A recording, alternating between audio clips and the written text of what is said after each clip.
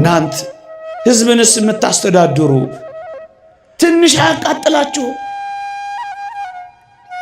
የሚንከራተት ሕዝብ ስታዩ፣ ኑሮ የከበደው እንደ ቀንበር የሰበረው ሕዝብ ስታዩ ትንሽ አያሳዝናችሁ?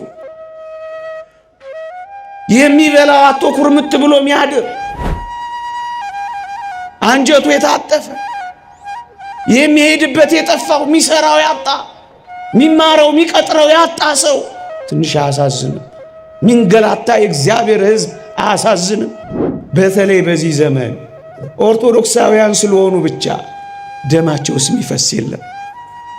እረኝነት ወጥተው እንኳን አይደለም በጎቹ ተመልሰው እረኛ የሆነው ሕፃን እዛ ሜዳ እንደቀረ ስትሰሙ አሁን ሰላም ነው የምትኖሩት? አያሳዝንም?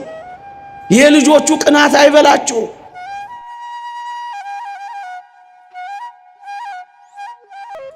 ምእመኑን የሚያስጨንቁ ገንዘብ ካላመጣ ማይፈልጉ እንዴት ያስጨንቁ!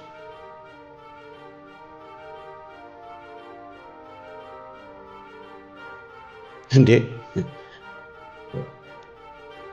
አንዳንዴ ይቀየራል። በእኛም ዘመን ጅራፍ እንዳይመጣ ያስፈራል። አገልግሎትን ከጥቅም ጋር ብቻ ሲያያዝ ያስፈራል። ጥቅም ካላገኘ ማያገለግል በነፃ የሚሰጠው ነገር የሌለ ትዳር አምጣ፣ ገንዘብ አምጣ፣ ስራ አምጣ አምጣ አምጣ አምጣ ብቻ አምጣ ብቻ። የአንዳንዶቻችን ቤት ሸረሪት አድርቶበታል። የአንዳንዶቻችን ቤት ተባዮች ሞልተውበታል። እንኳን ሊያሳድር ጥቂት ደቂቃ የሚያስቀምጥም ሂድ ሂድ ይላል። ታዲያ ክርስቶስ በዚህ በበደል በኖረው እንደዚህ አይነት ጥቃቅን ነገሮች በሞሉበት ያድራል አያድርም?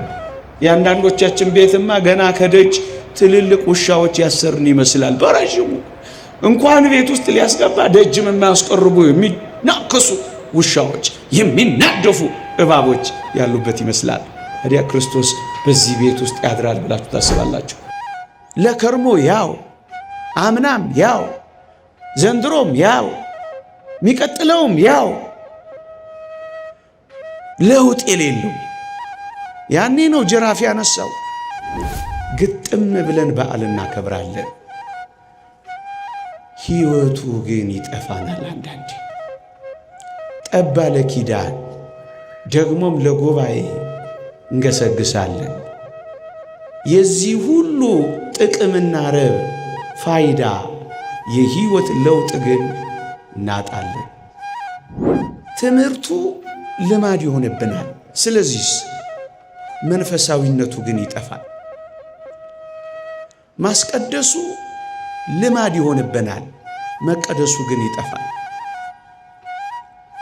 መጸለዩ ልማድ ይሆናል፣ ማነብነብ ብቻ ይሆናል። ልብንም ነፍስንም የማይነካ ይሆናል። እንደውም አንዳንድ ጊዜማ አስመሳይነት ሁሉ ይጨመርበታል። በዩኒፎርም ውስጥ የተደበቀ መንፈሳዊነት፣ በነጠላ ውስጥ የተደበቀ አስመሳይነት፣ በምንኩስና ቆብ ውስጥ የተደበቀ አስመሳይነት፣ መቅደሱን ገበያ፣ መድረኩን መቸርቸሪያ፣ ስልጣነ ክህነቱን የንግድ ተቋም ፒኤልሲ፣ ምስጢራተ ቤተ ክርስቲያንን እንደ ሸቀጥ መቸብቸቢያ ጥሬ ዕቃ፣ ስብከቱና ዝማሬው ለድርድር የሚያቀርብ ይሄ እንዴት ያሳፍራል ወገኖች!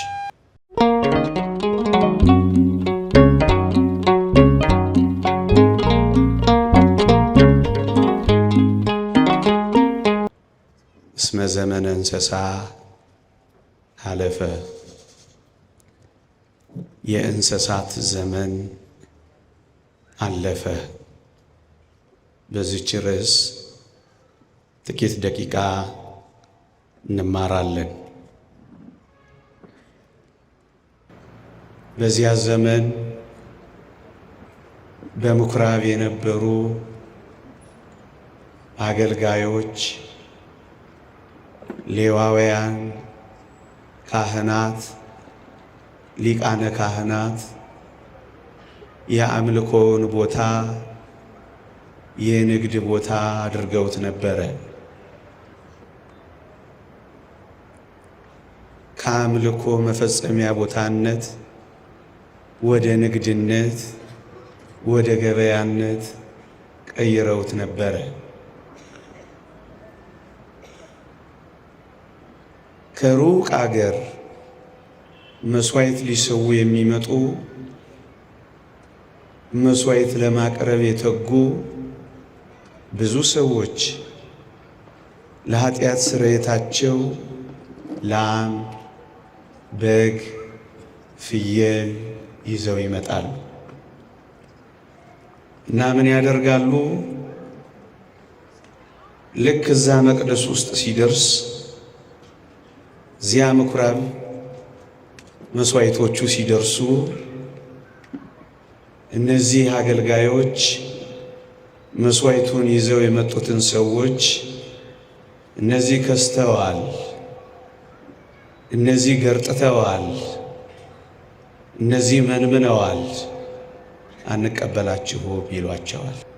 ምን ያደርጋሉ? የከሱትን ይቀበሉና እኛ ያሰባናቸው ስላሉ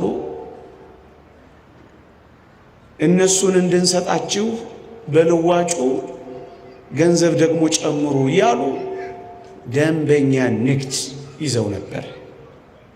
ደንበኛ ንግድ። ለዛ ነው ቤቴን የንግድ ቤት የወንበዴዎች ዋሻ አደረጋችኋት ያሉ ምዕመናን።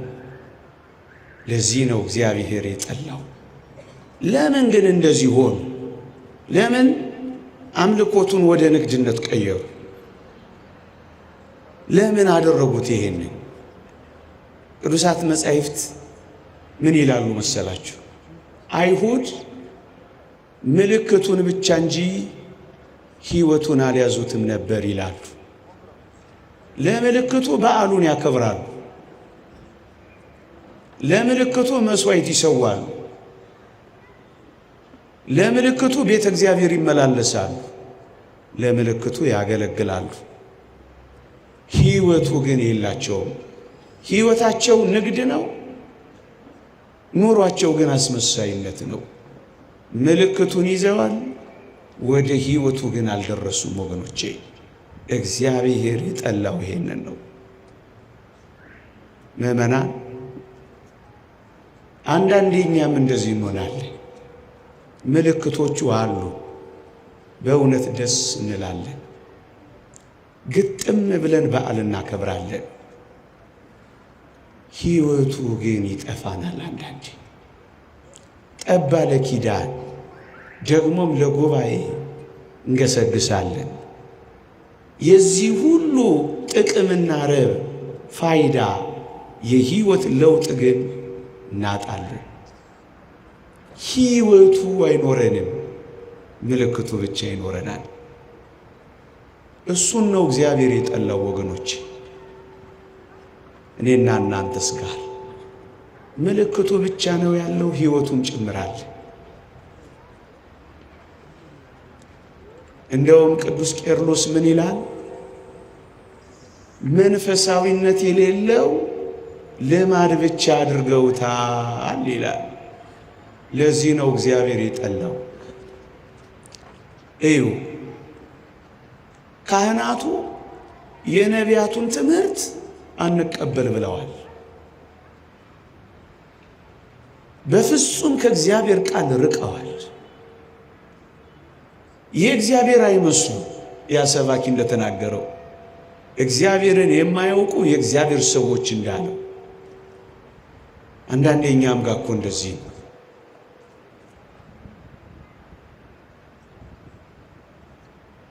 እንዴት ያስፈራል መሰላችሁ! መንፈሳዊነት የሌለው ልማድ ብቻ ነው የሚሆነው። ትምህርቱ ልማድ ይሆንብናል። ስለዚህ መንፈሳዊነቱ ግን ይጠፋል። ማስቀደሱ ልማድ ይሆንብናል፣ መቀደሱ ግን ይጠፋል። መጸለዩ ልማድ ይሆናል፣ ማነብነብ ብቻ ይሆናል። ልብንም ነፍስንም የማይነካ ይሆናል። እንደውም አንዳንድ ጊዜማ አስመሳይነት ሁሉ ይጨመርበታል። መልአከ ኤዶም ኤፍሬም እሸቴ እንዳለው መንፈሳዊነት እንዳለው መንፈሳዊ መሳይ፣ በዩኒፎርም ውስጥ የተደበቀ መንፈሳዊነት፣ በነጠላ ውስጥ የተደበቀ አስመሳይነት፣ በምንኩስና ቆብ ውስጥ የተደበቀ አስመሳይነት።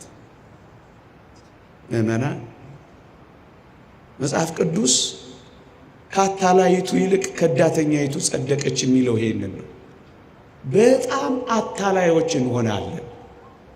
ሲያዩን መንፈሳውያን፣ ሲፈትሹን ግን የባስን ዓለማውያን ሆነን እንገኛለን። እግዚአብሔርን ለጭምብልነት፣ እግዚአብሔርን ለከለላነት ብቻ እንጠቀምበታለን። መንፈሳዊነት የሌለው ልማድ ብቻ ስላደረጉት እግዚአብሔር ተጸየፈው፣ እግዚአብሔር ጠላው። እሱን ነው የሚለው። ለዚህ ነው ጅራፍ ያነሳው ወገኖች። እኛም እንደዚህ ከኖርን እግዚአብሔር ይጠላዋል፣ ይጸየፈዋል ኑሯችንን ወገኖች። ወይ መንፈሳዊ መሆን ወይ ክርስቶስ እንደኖረ መኖር ነው። እሱ ጭምት ነበር፣ እኛም ጭምቶች። እሱ የዋህ ነበር፣ እኛም የዋሆች። እሱ ትሁት ነበር፣ እኛም ትሁታን። እሱ ጸጥተኛ ነበር፣ እኛም ጸጥተኞች። ወይ እንደሱ መኖር። ምእመናን፣ አስመሳዮችን አይሁድ እንደሱ ነው የሆኑት። ለዚህ ነው የጠላባቸው፣ በማስመሰላቸው ነው የጠላባቸው፣ ጅራፍ ያነሳባቸው። ለዛ ነው ይመስላል ግን አይደለም። ስለዚህ ጅራፍ አነሳ ጌታችን። ለዚያ ነው የተቆጣባቸው። ምእመናን፣ እኛንም እንዳይገስጸን፣ እኛንም እንዳይቆጣ፣ አስመሳይነት ሳይሆን ሕይወቱን መኖር መጀመር አለብን። ልማድ ብቻ ሳይሆን ጠለቅ ያለ ሕይወቱንም መጀመር መቻል አለብን። እሱን ስናደርግ ነው ከእግዚአብሔር ተግሳጽ የምንወጣው። የተወደዳችሁ ክርስቲያኖች፣ ጥቂት ነገሮችን ለመናገርና ለማብራራት በጎችን፣ ላሞችን እና ርግብን ክርስቶስ አስወጥቷቸዋል፣ አባሯቸዋል። ግን ምእመናን ምን አይነት ትዕግስተኛ እንደሆነ ይሄን አምላካችንን ላሳያችሁ። 4 ፋሲካዎች አክብረዋል። በመጀመሪያው ፋሲካ ነው የዮሐንስ ወንጌል ምዕራፍ 2 የሚጀምረው። 4ኛው ፋሲካ ደግሞ ማቴዎስ ወንጌል ምዕራፍ 21 ላይ ነው። በአራቱም ፋሲካ ክርስቶስ ታግሷቸዋል። ምን አይነት ፍቅር እንደሆነ እስኪ እዩት። እግዚአብሔርን እየደጋገሙ ሲበድሉ እንዴት እንደታገሳቸው እዩ። በመጀመሪያው በመጨረሻው እዚሁ ተግባር ላይ ተጠምደዋል እነዚህ ሰዎች። ምንም ለውጥ ለማሳየት እንኳን አልፈለጉ። ለዚህ ነው ተግሳጹን ያመጣባቸው። ወገኖቼ፣ አንዳንዴ እኛም እንደዚሁ እንሆናለን።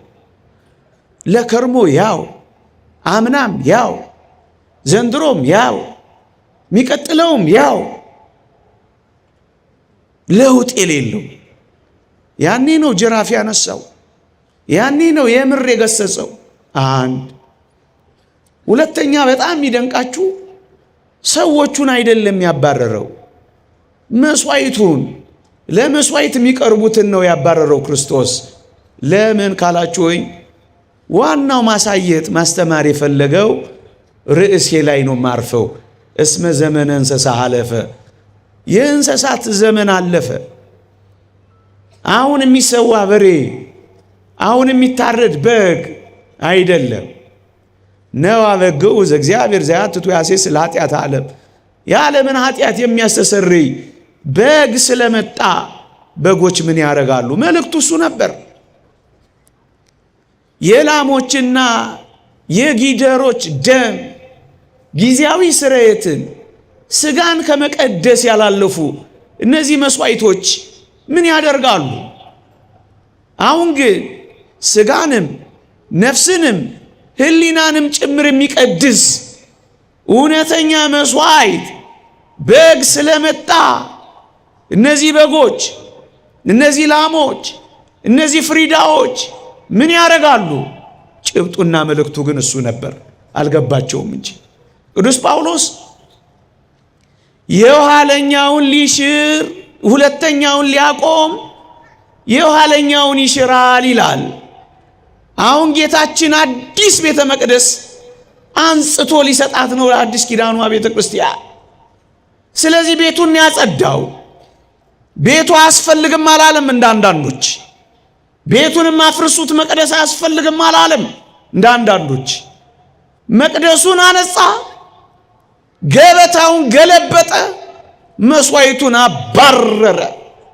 ወዳጄ የተሻረ አለ መስዋዕቱ በክርስቶስ ደም በክርስቶስ ሥጋ መስዋዕቱ ተተክቷል። አሁን እዚህ ቤት ውስጥ በግ አታዩ። አሁን እዚህ ቤት ውስጥ ፍየል አታዩ። የኢየሱስ ክርስቶስ ሥጋና ደም ግን ይሰዋል። አንድ ጊዜ በማቅረብ ተቀድሰናል ይላል። ሁሌ የምንቀደስበት መስዋዕት ሊሰጠን የመጣው እሱን ነው። የእንስሳት ዘመን አለፈ። አሁን እውነተኛ መስዋዕት ተተከለ። ያኛው ተሻረ፣ ይሄኛው በአዲስነት ተሰጠ። እሱን ነው የሚያመለክተው። ያባረራቸው ለዛ ነው፣ ያስወጣቸው ለዛ ነው። ቤተ መቅደሱን ግን የአሕዛብ የጸሎት ቤት ትሆናለች ነው ያለው። ቤተ መቅደሱ ውስጥ ባለው ቤተ መቅደስ ነው ይሄንን ያነጸው። ወገኖቼ የወርቁንስ ገበታ ምን አስገለበጠው ካላችሁኝ፣ አንድ እግዚአብሔር ቃል አንብብላችሁ እንዲህ ይላል። ከአባቶቻችሁ ከወረሳችሁት ከከንቱ ኑሯችሁ በሚያልፍ ነገር በብር ወይም በወርቅ ሳይሆን ነውርና ድፍ እንደሌለው እንደ በግ ደም በክቡር የክርስቶስ ደም እንደተዋጃችሁ ታውቃላችሁ ይላል። በወርቀ ደሙ ዋጅቷችኋል። ስለዚህ አሁን ወርቅ ምን ያስፈልጋል ብሎ ገበታውን ገለበጠው። ከወርቅ በላይ የሆነ መስዋዕት ክርስቶስ ስለመጣ ወርቅ አሁን ምን ያደርጋል? በብር ወይም በወርቅ ሳይሆን ነውር እድፍ በሌለው በጌታችን ደም የምንድንበት ዘመን ስለመጣ ወርቁንም ገለበጠባቸው። ክርስቶስ እያሳየ ያለው ይሄ ነው። እነሱ ግን አልገባቸው። እነሱ ሙጭጭ ንግድ ላይ፣ እነሱ ሙጭጭ ወርቃቸው ላይ። አያሳዝንም? ርግባቸውንም እንደዚሁ ነው ያባረረው። ግን የዚህ ደግሞ ሌላኛው ሐሳብና ምስጢር ምንድነው ካላችሁ ሆይ በበሬ ያርሳሉ፣ በላምም ጥቅም ያገኛሉ። ስለዚህ ለምን አባረራቸው? ጥገኝነታቸው ምድራዊነት ብቻ ሆነ። መብል መጠጥ ብቻ ነው ሐሳባቸው። ንግድ ብቻ ነው ሐሳባቸው። ጽድቅ አይደለም ንግድ፣ አምልኮ አይደለም ገበያ፣ እግዚአብሔር አይደለም ወርቅ። ትኩረታቸው እዛ ላይ ነበር። ለዚህ ነው እግዚአብሔር የጠላው ወገኖቼ። አያችሁ፣ አንዳንዴ እኛም ጋር አገልግሎቶች እንደዚህ ይበላሻሉ። እግዚአብሔር ይሄን አይወደው፣ እግዚአብሔር ይጸየፈዋል። እንሰማለን እኮ አንዳንዶች ጸሎትን እንኳን ሳይቀር በገንዘብ እየቸበቸቡ ያሉ እንዳሉ እኮ እንሰማለን። ይሄ እግዚአብሔር ይወደዋል። በነፃ የተሰጣችሁን በነፃ ስጡ ያለ አይደለም ምን እግዚአብሔር? የጸሎት ነጋዴዎች፣ የመቁጠሪያ ነጋዴዎች። ንግድ አልበዛም? ምንም አይነገድ አለ። የቅባ ቅዱስ ነጋዴዎች፣ የእምነት ነጋዴዎች፣ የገዳም ነጋዴዎች፣ ገዳማት እንኳን አንዳንድ ቦታ ምናምን እያሉ እንደ ፒኤልሲ ገንዘብ ማምረቻ አልሆነም በዚህ ዘመን። አያሳፍርም? ሰው በልክ በአግባቡ የሚኖርበት ልክ አለው። ንግድ ማድረግን እንዴት ነውር ነው ወገኖቼ! ንግድ ማድረግ ምን ማለት ነው? መንፈሳዊ አገልግሎት፣ የቤተ ክርስቲያንን ሕይወት ገንዘብ ማግኛ ብቻ፣ ሀብት ማፍሪያ ብቻ፣ ዝና ማካበቻ ብቻ፣ ስልጣን መያዣ ብቻ። ይህ እንዴት ያሳፍራል ወገኖች! በቃ ስጋዊ ጥቅም ብቻ። ይሄን እግዚአብሔር እንዴት አያስቀጣንም? ይሄ በዚህ ዘመን ወገኖች፣ እኔ ዝርዝሩን አልዘረዝር፣ እናንተንም በመዘርዘር አላደክምም። ግን ያሳፍራል።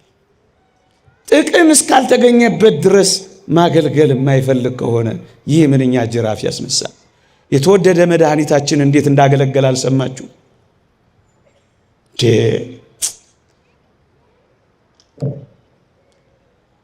ከማንም ጥቅም ሳይፈልግ፣ ከማንም እዚህ ገባ የሚባል ስጦታ ሳይፈልግ ነው እኮ ያገለገሉ። ምንም ነገር ወገኖቼ፣ ምንም የሌለው ቅዱስ ጴጥሮስ ጋር አገልግሏል። ክርስቶስ ቤቱ ገብቶ መካከለኛ የሚባል ያቀረበው ያለቀበት ዶኪማስ ጋር አገልግሏል። ክርስቶስ 4 እጥፍ ልካስ ልመልስ ያለ ዘኬዎስ ጋር፣ ኢንቨስተር የመሰለም ጋር አገልግሏል ክርስቶስ። የተወደዳችሁ ክርስቲያኖች፣ እንደዚህ ነው ክርስቶስ ያገለግሉ። ከማንም ጥቅም ሳይጠብቅ፣ ከማንም ሳይፈልግ አገልግሎት ማለት ይሄ ነው። ከዚህ ይልቅ ግን ቅድም ያልኳችሁን ብቻ ጥቅም አድርጎ ንግድ ነው የሚሆነው። እግዚአብሔር ይጸየፈዋል። ምን ያህል ባገኘ ነው ብሎ አስልቶ ሂሳብ ሰርቶ መኖር፣ ይሄ ከአገልግሎት የሚጠበቅ አይደለም። እሱን ነው የሚለው። ይልቁንም የሚያገለግል አሁን እውነተኛ እረኞች፣ እውነተኛ አገልጋዮችን እኮ አይተናል በመጽሐፍ። ከለምለም መስክ አሰማርቶ፣ ከሚያምረው ግጦሽ ነጭቶ፣ ከዛፍ ጥላ ስር አሳርፎ፣ ከንጹህ ውሃ ቀርቶ በጎቹን ነው የሚንከባከበው። ለበጎቹ ራሱን አሳልፎ ነው የሚሰጠው። ክርስቶስ እንደዚህ ሆኖ የመጣ እረኛ ነው። ለዚያ ነው እነዚህን እረኞች የገሰጸው። ከእጆቻቸው አስጥላቸዋለሁ ያለው። ዛሬም ከእንደነዚህ ነጣቂ እረኞች እግዚአብሔር ልጆቹን በነጠቀልንማ። በእውነት ምዕመኑን የሚያስጨንቁ ገንዘብ ካላመጣ ማይፈልጉ እንዴት ያስጨንቅ!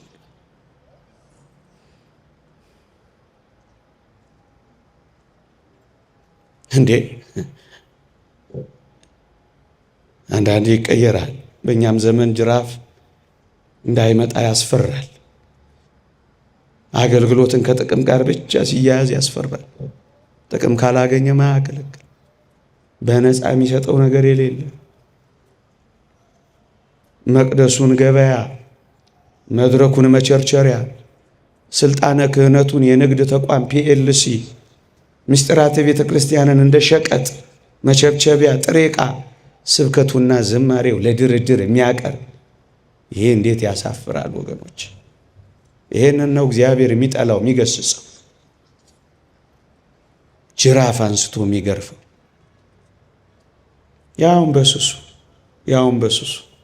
ያውን በሱሱ ሳልጨክን ነው ያወራሁት። በፕሮቶኮል የቤት ቅናት ይበላኛል ብሎ በሙሉ ነው ጠርጎ ያስወጣው ወገኖች። ምዕመናን ዛሬ የቤቱ ቅናት ሊያቃጥለን ይገባል። ምክንያቱም እዚህ ካለነው በላይ እደጅ ያለው በግ ይበልጣል። ከተረፈው በግ ይልቅ የዓለም አውሬ የበላው በግ ይበልጣል። ይሄ ምንኛ ያቃጥላል! ይሄ ምንኛ ይነዳል! ምእመናን እናንተስ ያቃጥላችኋል? ይነዳችኋል እንዴ? ማህሌት ውስጥ ሳይሆን ናይት ክለብ ውስጥ ያለው ይነዳችኋል? ዕጣን የሚያጨሰው ሳይሆን እዚያ አሽሽ የሚያጨሰው ይነዳችኋል? እኛ ጋር የሚመጣው ሳይሆን አሁን በቀደም እዚህ የሆነ ቀን በዚህ በቦሌ ሳልፍ ነበር። እዚህ በሚሊኒየም አዳራሽ ገና አንድ ፍሬ ሕፃናት ልጆች ናቸው፣ ይጎርፋሉ። ምንድነው አልኩ። ለካ ሌሊቱ ሙሉ ሊጨፍሩ ነው። አያሳዝኑ? ጄት ያሳዝኑ። ከስተዋል፣ ጠውልገዋል፣ ጠቁረዋል። ከንፈሮቻቸው፣ አይኖቻቸው እንቅልፍ ካጡ በጣም ብዙ ጊዜያቸው እንደሆነ ያሳውቃል። አንጀታቸው ጥብቅ ብሏል። ሱሪያቸው በመከራ ነው እነሱ ጋር ያለው። ቆሜ እያየሁ አዘንኩላቸው። ይሄ ያቃጥላችኋል? ምእመናን ከሰበክነው በላይ ያልሰበክነው አይበዛም? ካቀረብነው በላይ ያላቀረብነው፣ ከሰማው በላይ ያልሰማው አይበዛም? አሁን ይሄ ብቻ ነው አገልግሎታችንና ልካችን? ምእመናን አሁን እግዚአብሔር ልጆቼን ጠብቃችኋለሁ ይለናል። ወላጆችስ እረኞች እኮ ናችሁ። ልጆቻችሁን ጠብቃችኋል። ወደ ለምለሙ መስክ ወደ ጌታችን አምጥታችኋቸዋል። ይሄንን ዕጣን አሸትቷቸዋል። እነዚህን ቅዱሳት መጻሕፍት ነው እንዲገልጡ የሚያደርጓቸው። የት ላይ ነው የጣላችኋቸው? እግዚአብሔር አይጠይቀንም? ስለ ልጆቻችሁ ግድ አይላችሁም? አትጸልዩም? አታለቅሱም? በቤተ እግዚአብሔር ደጅ አትጠኑ? እረኞች እኮ ናችሁ። እናንተ መምህራንስ ደግ ነገር ይማራል የምታስተምሩት ልጅ? እውነት እግዚአብሔርን ይፈራል? እዚያ አስኳላ ያለው መምህርስ እውነት መምህር ነው ያስተምራል? አይቆጫችሁም? ደግ ያልሆነ ነገር የሚያስተምር ነገር ሲፈጠር አይነዳችሁም? አያቃጥላችሁ? የእግዚአብሔር ቤት የልጆቹ ቅናት አይዛችሁ? እናንት ሕዝብንስ የምታስተዳድሩ ትንሽ አያቃጥላችሁ? የሚንከራተት ሕዝብ ስታዩ፣ ኑሮ የከበደው እንደ ቀንበር የሰበረው ሕዝብ ስታዩ ትንሽ አያሳዝናችሁ? የሚበላው አቶ ኩርምት ብሎ የሚያድር አንጀቱ የታጠፈ የሚሄድበት የጠፋው የሚሰራው ያጣ የሚማረው የሚቀጥረው ያጣ ሰው ትንሽ አያሳዝንም? ሚንገላታ የእግዚአብሔር ሕዝብ አያሳዝንም? ይሄስ ቤቱ አያቃጥልም? እስመ ቅንዓተ ቤትከ በልዓኒ። ይህ ቤት ቅናት እንደዚህ እኮ ነው ከፍ እያለ እንደዚህ እኮ ነው እየሰፋ የሚሄደው ወገኖቼ። ምእመናን በዚህ ዘመንስ እንደ እውነት እንነጋገር ከተባለ ሌላ የቤቱ ቅናት የሚበላን የለም። ብዙ የክርስቶስ ማደሪያዎች የሆኑ በተለይ በዚህ ዘመን ኦርቶዶክሳውያን ስለሆኑ ብቻ ደማቸውስ የሚፈስ የለም። እረኝነት ወጥተው እንኳን አይደለም በጎቹ ተመልሰው እረኛ የሆነው ሕፃን እዛ ሜዳ እንደቀረ ስትሰሙ አሁን ሰላም ነው የምትኖሩት? አያሳዝንም? የልጆቹ ቅናት አይበላችሁ? ከቤት ወጥተው ደጅም በቀደም አንድ ሰው አግኝቻለሁ። አንድ ሀገር ሄጄ ከቤታችን ወጥተን ጫካ ማደር ከጀመር 4 ዓመታችን ነው አለኝ። እንግዲህ እዛ ሀገር ነዋሪ ነው፣ ሌላ ቦታ ተሰዶ መጥቶ መኖር ያልቻሉስ የቤቱ ቅናት አይበላንም? መቼ ነው የምር የእውነት እኔና እናንተ የቤቱ ቅናት በልቶንና አቃጥሎ እግዚአብሔርን የእውነት በሱባኤ የእውነት በእንባ የእውነት በጨዋነት በቃኝ የምንለው? የቤቱ ቅናት ይበላኛል፣ ይበላናል፣ ይሰማናል፣ ያቃጥለናል። እንደ ሙሴ እንደ እረኛው ሙሴ ምንድን ነበር ያደረገው? እረኛው ሙሴ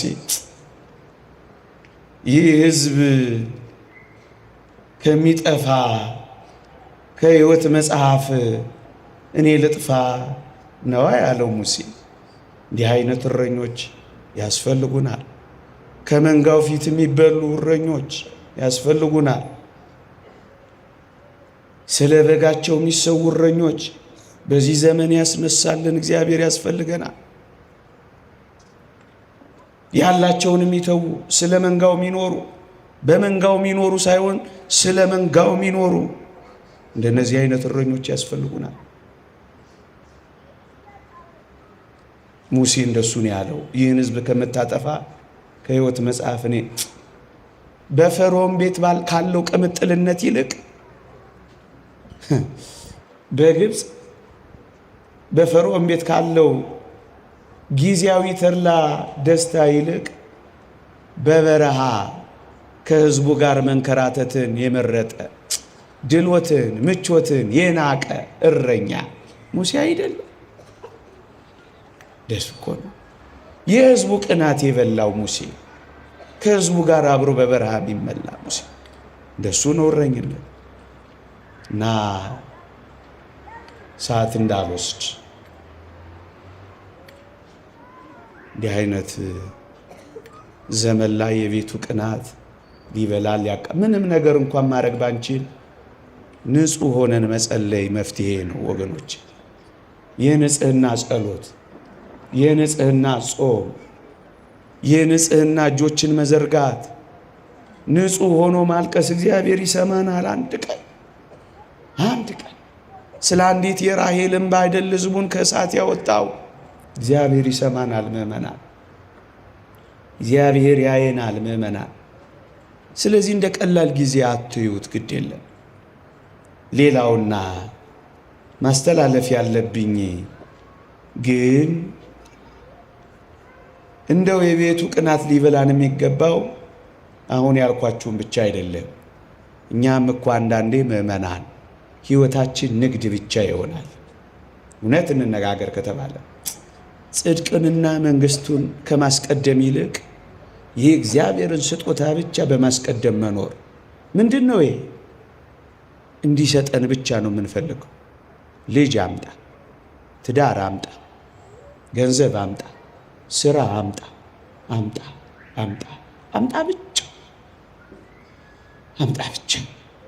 እግዚአብሔርን ማመስገን፣ እስካሁን ስለሰጠን ማድነቅ፣ አንተ የኔ ስለሆንክ ብቻ ብሎ መመሰጥ፣ እግዚአብሔርን ስለ ስጦታው ሳይሆን እግዚአብሔርን ስለ ራሱ ብቻ መፈለግ እንዴት ይደንቃል!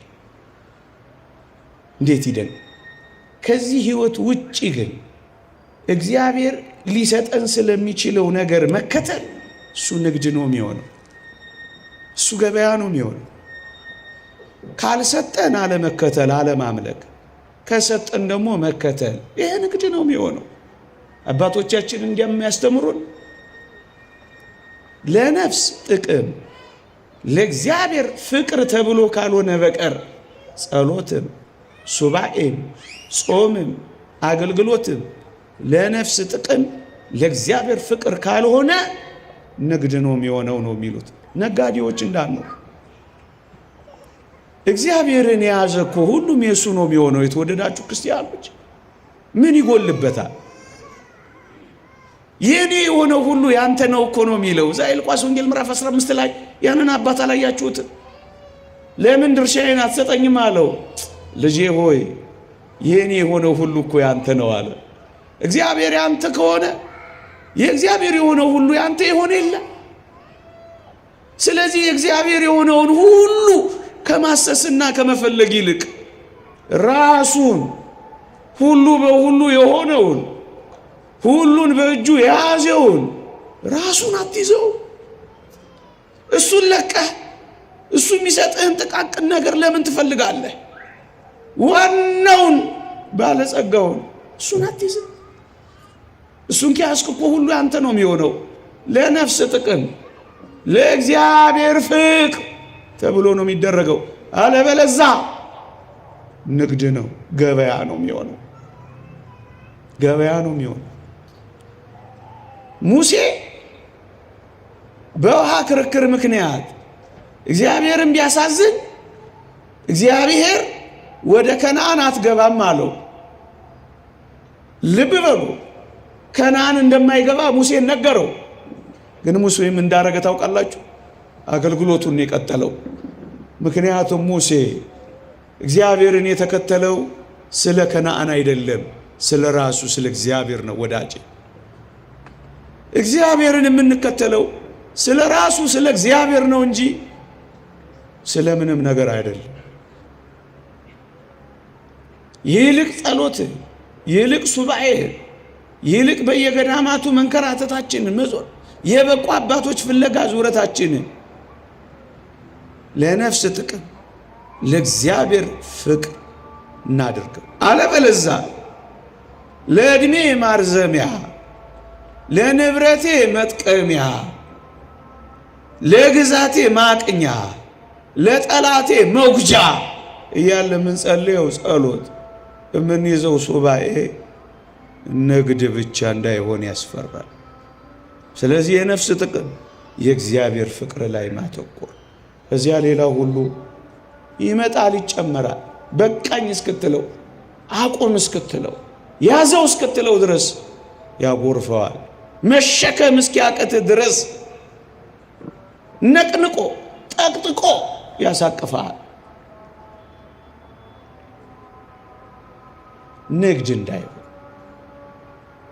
እንዳይሆን ይሄ የተሰጠን ሰውነትን በመንፈስ ቅዱስ ጸጋ ሀብት የሆነ የእግዚአብሔር ቤቱ ነን ይላል የእግዚአብሔር ቃል። ማደሪያው ነን እኛ። ይህን ማደሪያውን ሰውነታችንን የተወደዳችሁ ክርስቲያኖች የንግድ ቤት እንዳናደርገው፣ የመጣ የሄደው ሁሉ እንዳይሰማራበት።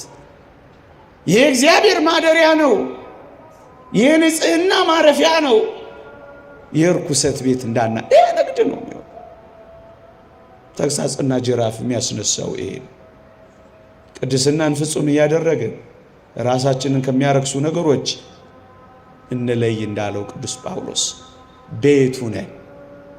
ቤቱ ከሆነ ምን እናድርግ? ንጹሕ አድርገን እንጠብቀዋል። እግዚአብሔር የሚያርፍበት እናድርገዋል። ወዳጆቼ እግዚአብሔር በዚህ ሰውነት እንዲያርፍ ንጹሕ ሆኖ መጠበቅ አለበት። ቤቴ ይለዋል። ቤቱ ነን አላለም ቅዱስ ጴጥሮስ? እሱ ደግሞ ቤቴ ይለዋል። እኔ በእርሱ እሱም በእኔ ያድራል እንዳለው እንዲያድርብን ምን እናድርግ? እናጽዳዋል፣ ንጹሕ እናድርገዋል። የአምልኮት ሕይወት መፈጸሚያ መንፈሳዊ ቤት ለመሆን እንሰራ። ያን ጊዜ እግዚአብሔር በዚህ ሰውነት ያድራላ።